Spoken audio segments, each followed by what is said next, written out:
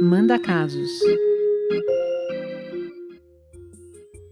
Eu tenho um filho de quase 3 anos e desde que ele nasceu, eu me sinto completamente apaixonada por ele.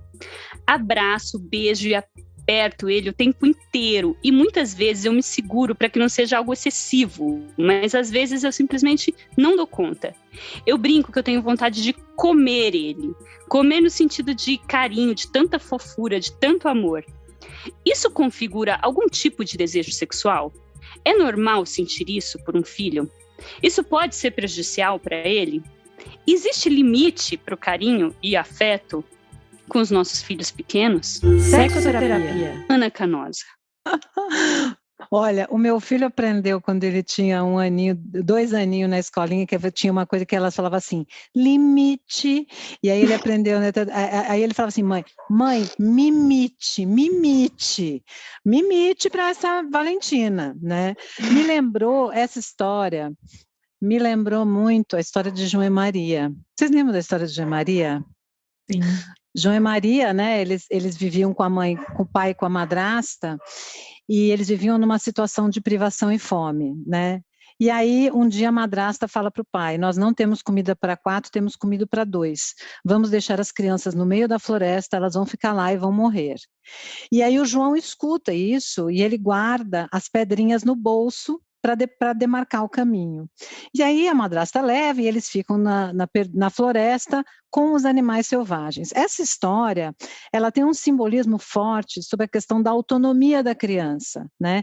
Não é a madrasta, é a parte má da mãe, entre aspas, ou a parte desta mãe que faz a criança independer dele, né? Independer dela. É o primeiro dia de aula que a criança está com os animais selvagens perdidos na floresta. E a gente vai reviver essa sensação de abandono a vida toda. Toda vez que você tomar um pé na bunda, meu filho, é João e Maria perdidos na floresta. Mas é interessante, a história vai falar sobre essa necessidade da criança independer da figura da mãe.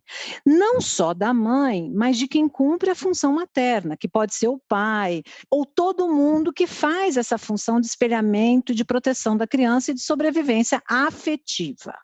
Mas daí é interessante, né, que na segunda vez, aí eles voltam para casa e depois o João vai de novo e ele põe os miolos de pão e os pardais comeram os miolos de pão. E o João e a Maria ficam perdidos na floresta. E eles andam e encontram o quê? A casa de doces. E eles devoram a casa de doces numa tentativa simbólica de não só alimentar a fome, mas de colocar o amparo para dentro, que é quando a gente, né, a gente se sente mal e começa a comer chocolate, brigadeiro o tempo inteiro, você vai botando para dentro. Então é uma simbologia do quanto que é a amamentação, a maternidade, a paternidade, né, não só, né, fazem a criança sobreviver, mas colocam o sentido da segurança. Por isso que quando a gente se sente inseguro, abandonado, a gente reproduz essa coisa de colocar o outro para dentro. Mas daí tem a bruxa. E essa nossa Valentina é como a bruxa, que prende João na gaiola e quer comer o João. Vocês lembram disso? Que, né, ela vai colocando, ela vai alimentando o João para ele ficar gordinho e vai vendo se ele está gordinho, e ela era meio cegueta, e ela quer comer o João de novo. Que também a bruxa também é representação da mãe que não aguenta ver o filho na floresta. E que se ela pudesse, ela comia o filho colocando ele para dentro de novo. Então, qual é a grande questão aí, né? Nesse jogo, essa maternidade, nós corremos o risco de querer colocar o nosso filho para dentro de novo, de comer o nosso filho. Eu não vejo como uma questão sexual, eu vejo como uma questão afetiva do quanto esta criança pode, né? E ela vai, de alguma maneira, na vida de todos nós, substituir uma pulsão de prazer, né, que vai quase como compensando todas as áreas da vida, como se esta criança fosse a única fonte de alimento e prazer da vida dessa mãe. E essa mãe, se continuar assim, corre risco, e este filho também. Que riscos, Ana?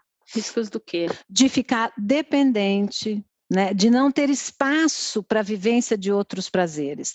Claro, a gente está falando dessa mãe que eu não conheço a história, talvez ela esteja só querendo falar do quanto que é importante abraçar, beijar, mas eu quero fazer né, essa associação, né, da mulher ou do pai, né, que simplesmente para de viver a própria autonomia, né, para se alimentar somente dessa criança. E essa criança vai para um lugar que não é dela, porque a criança precisa aprender a ir para a floresta e lidar com os animais selvagens e ter a própria autonomia. Então, se a gente fica vivendo essa maternidade como única fonte de autoestima e prazer, a criança também vai viver nessa filitude, ela vai ser sempre o filhinho, a filhinha da mamãe. E isso pode atrapalhar muito a independência, inclusive para ela ir em busca de outros amores na fase da adolescência, por exemplo.